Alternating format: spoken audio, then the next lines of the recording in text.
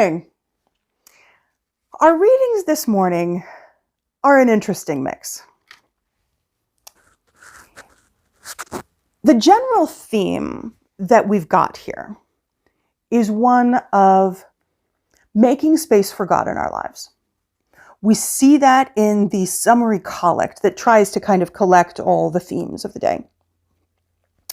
But what we don't see in the gospel and in the first reading from the second book of Samuel, what we don't see is the other side. There's a flip side to this coin. So it is a good thing. It is a good thing to make room for God in your life. Absolutely. It is a good thing to say yes to God when God says, do this. Absolutely. And what we don't really get to see is what happens when you presume to know what God wants, as David did, that's recorded in the book of Samuel, and what happens when you argue with God and second guess God. Now, whether or not this is actually true, these are the stories that we have, and there's an incredible amount of wisdom in them. So it's a nuanced thing, but I want to tease it apart for us today. What is the difference between the kind of arguing with God that is good and healthy and holy, and the kind of arguing with God that is not good and not kind and not holy and not righteous? And I think that if we take it out of the context of God, just for a brief moment, we'll go back to the context of God in a second. But if we take it out of the context of God and put it in the context of, say, your relationship with your partner, or the relationship with partners that you've seen if you are not currently in a relationship with a partner. Maybe you've noticed that there is a way of arguing that is horrible. It's terrible. It goes nowhere. It's just painful. It's ugly. It's not good. But there is similarly a way of not arguing that is terrible, that is ugly, that goes nowhere, that is not good. And what may or may not be clear in the relationships that you're in or the relationships that you've seen is that there actually is a way of arguing that is good. There's a way of arguing that helps you to clear the air, that is respectful and kind, even if voices are raised, that gets you to the next space on the game board, shall we say, or gets you to the next level of vulnerability and trust with your partner. And that kind of arguing might look like this. Honey, I really need help doing this. And then honey says, sweetheart, I don't really see how that's going to happen. I'm confused about this. And then sweetheart says to honey, honey, really, I swear to God, you got to trust me on this. And then honey says to sweetheart, I've got a bad feeling about this. I'm not okay with just, trusting you on this one. And then sweetheart says to honey, honey, just take a deep breath. I know this makes you nervous. Remember all the other times that I guided you when you didn't know. Just take a deep breath and trust me, I need your help. So that could be labeled an argument. Voices might have gotten raised. Tempers might have flared more than they did in my little dramatic reenactment. And feelings might have gotten hurt in there. But the place that they come to at the end Feelings that were hurt are healed. Voices that were raised come back down again. The two people in question in the relationship trust each other more than they did before. They accomplish things together. They've grown closer and bonded.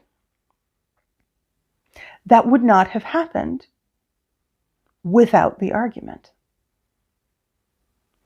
Now, can you and I get into an argument with our partner and have it be so civil and so kind and so loving? Maybe we can, and we do it all the time. And maybe that is a dream. That is a pie in the sky illusion that we have never experienced. That's okay. That's okay. But now I want to bring it back to God. Bringing it back to God. There are many, many moments in the Old Testament and in the New Testament where people argue with God. Many moments. And the argument might be as small as questioning God's wisdom in his current plan, a piece of which has been revealed to the person in question. And the argument might be as large as, are you insane? Absolutely not. I'm not going there. For a really outsized example of that, we can see Jonah and that moment with the whale. That would be someone saying to God, are you nuts? No, I'm not doing it. I'm going in this other direction over here. So many people in the Bible argue with God. They wrestle with God, sometimes literally. They question God. They grumble. There's a lot of grumbling, especially in Exodus. Oh, sorry, I hit my microphone. Apologize. There's a lot of groaning and grumbling, especially in Exodus. But even then, there's a way to do it that is good, and there's a way to do it that's bad. And the amusing way I was taught in seminary is you can tell the difference between the good grumbling and the bad grumbling, because the good grumbling, you get help. And the bad grumbling, God yells at you. And, you know, we might look back on our own childhood with our parents. And the good grumbling is, Mom, I'm cold. Mom, I'm really hungry. Are we going to have lunch? That's good grumbling. That's when we tell the person who provides for us what we need. Mom, I'm cold. Well, go put socks on, Mom says with exasperation, because Mom has mentioned wearing socks in the winter more than once. Mom, I'm cold. Well, go put a sweater on. It's not just that good grumbling means Mom has ignored me forever. It's that I haven't quite mastered taking care of myself in the best ways yet. And Mom is there to remind me that I do need to brush my teeth, and I do need to put socks on in the winter. And if you're cold, go put a sweater on. Don't just sit there and be miserable. Okay, that's good grumbling. What would an example of bad grumbling in this situation be? Maybe you've heard it at the checkout line. I don't often go grocery shopping these days, and I don't often go into stores. But with Christmas shopping, I've been there. And in quarantine, the lines are even longer, as you well know. And the poor mother right behind me was trying to explain in a very kind of intellectually complex way to her 4-year-old why he could not have candy. And for about 15 minutes, what everyone in the line was treated to was, Mom, please let me look at the toys. And you know, the child's world was ending. It was ending because he wasn't allowed to look at the toys. Apparently, you know, because I was there in the line for 15 minutes with him, I learned that his behavior was not the best on this particular shopping trip, so he did not get to go look at the toys. But from his point of view, this was the end of the world. From his mother's point of view, possibly his incessant whining was the end of the world. And for 15 solid minutes, it wasn't a please can we look at the toys, Mom? It was this heart-rending, agonizing, tearful begging. Please can we look at the toys, Mom? I will say he always did say please, so that's something in his favor. If only he had been so polite and good earlier in the shopping trip, he might have gotten to see the toys. But this would be an example of grumbling that is not good. Grumbling that is not healthy. I don't know about you, but if I pulled that stuff in the store, it would not have gone well for me. We would not have stayed in the line for 15 minutes. There would have been some significant retribution when we got to the car and when we got home. And come to think of it, when my father got home later. My mother was somewhat more strict, perhaps. But this is an instance of arguing, I don't know what that is, arguing and grumbling that's not good. This is not a panic statement of what we need. Oh, I'm really cold, what do I do? Well, change out of your wet jeans and you'll be less cold. Oh, but I'm really cold. No, change out of your wet jeans. You know, just recalling moments of camping from my own early life. And then there is the totally unhealthy, not good, unholy grumbling that gets God to yell at you afterwards. And it's when you decide you know what you need and you don't listen to God when God says, you don't need that. You don't need that. Let it go. And so what we've actually got in the readings today, we've got an example with Mary of her questioning God, because she really clearly questions God. Let me give you a quotation. So the angel Gabriel has just come to her. He's just told her, you're going to have a son. It's going to be super awesome. He's going to be called Son of the Most High. And Mary said to the angel, quotation from the NRSV, how can this be, since I am a virgin? So she's questioning God here. She's questioning how God's plan could actually work, because she's a virgin. But it's a good kind of questioning. That is a valid question. That is not her whining. There were other questions she might have put to the angel Gabriel.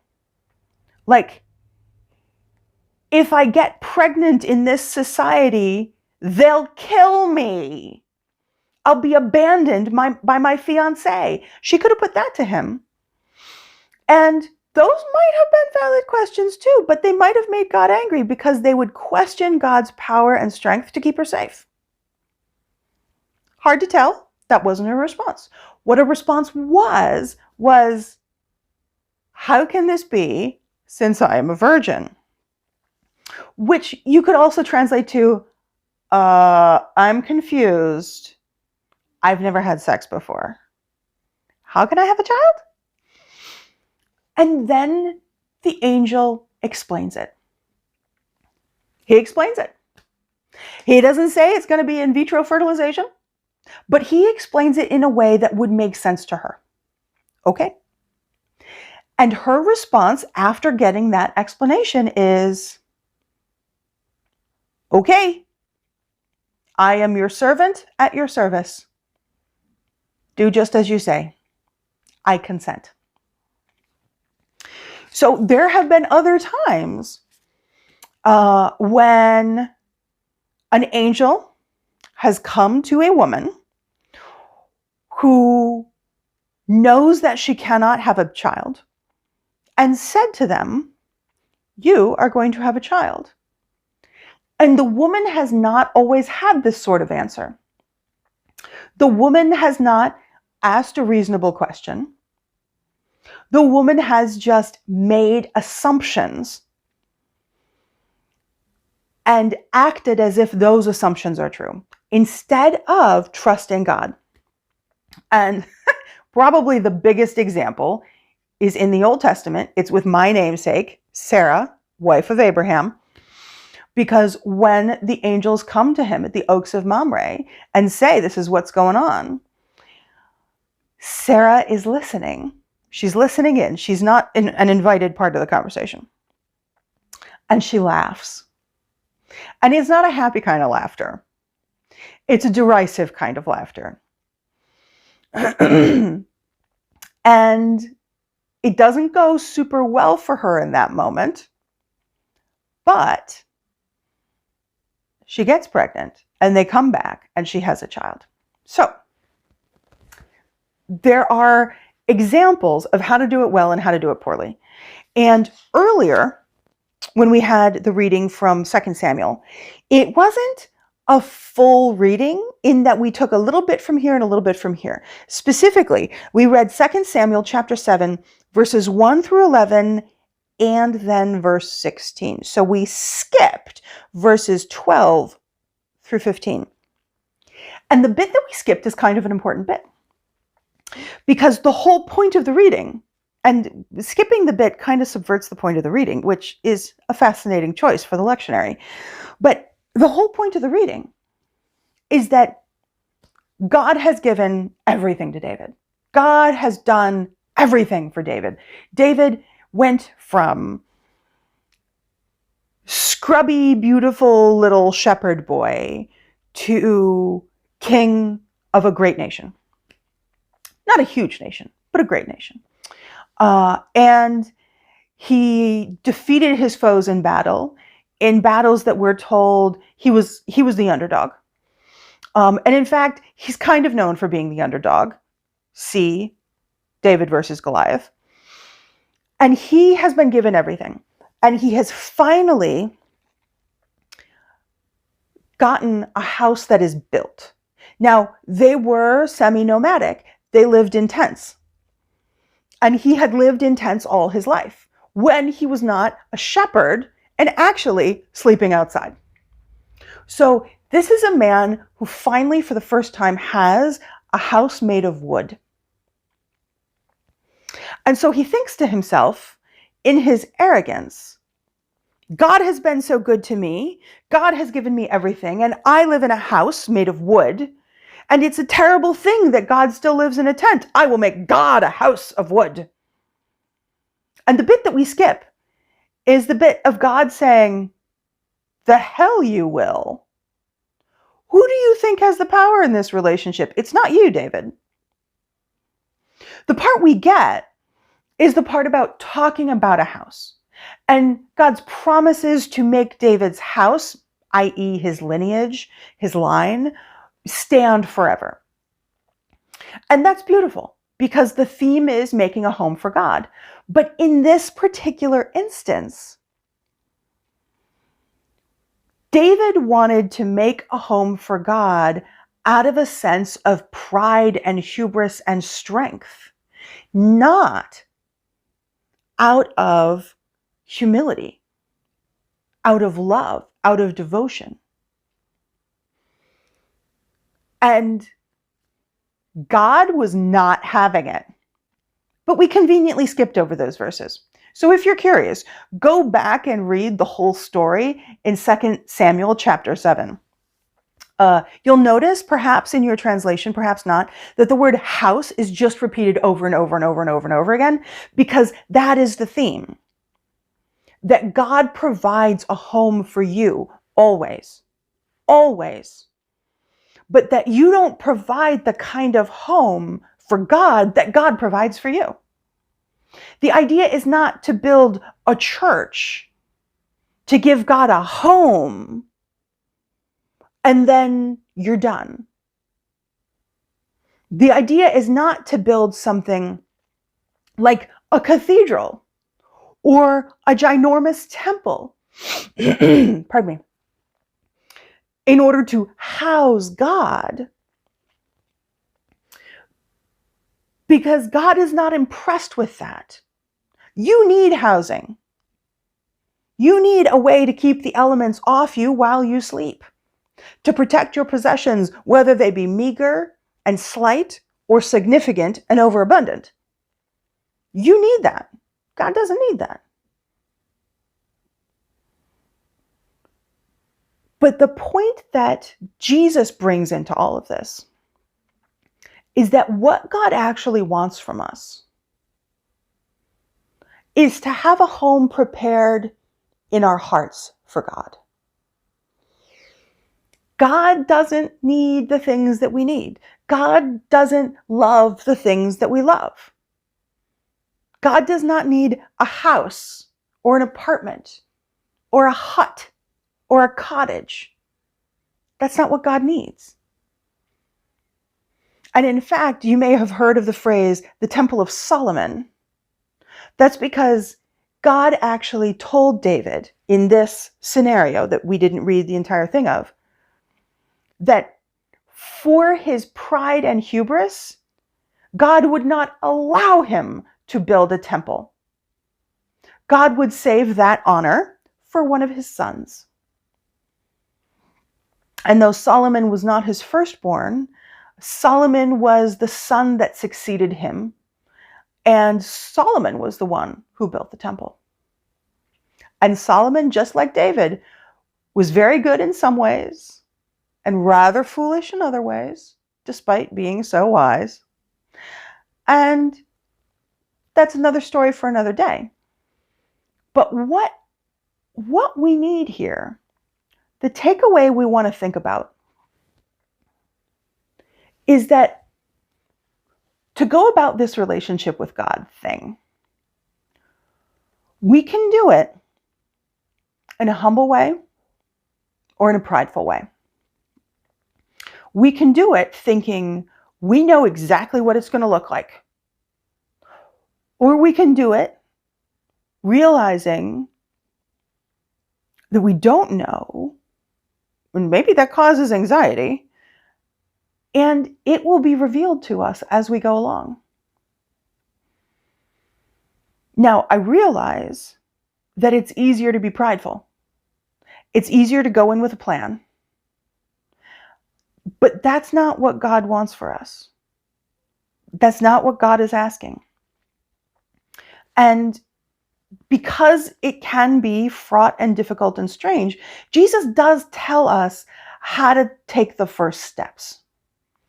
How to begin. How do you begin having a good relationship with God? Well, it's not about ritual cleanliness. It's not about just following all the rules with no heart for them. Because you can totally follow all the rules. You can refrain from killing, you can refrain from stealing, you can refrain from coveting your neighbor's donkey, you can take care of your parents, you can not make graven images of God, you can worship only God. You can do all of those things and still miss the point. And so Jesus tells us how to not miss the point, but it is more difficult than just having a list of rules to follow. And I can tell you honestly, I've never coveted my neighbor's donkey. Not once. Might have coveted their laptops, but never their donkey. And laptops aren't mentioned in the Old Testament. But the essence, of course, is to not have that sense of desperate need for items. That we should only have that desperate need for peace and for love and for joy. And that the way we can satisfy that desperate need for peace and for love and for joy is, wait for it, to figure out how to love ourselves, to practice loving our neighbors, and then we're on the road. Then we are on the path up the mountain. And my path will look different than your path. But we are on the road. We are on the path up the mountain. And we will get to a beautiful, loving relationship with God if we continue to love ourselves and love our neighbors as ourselves. And that is how we make a home for God in our hearts, by becoming the sort of people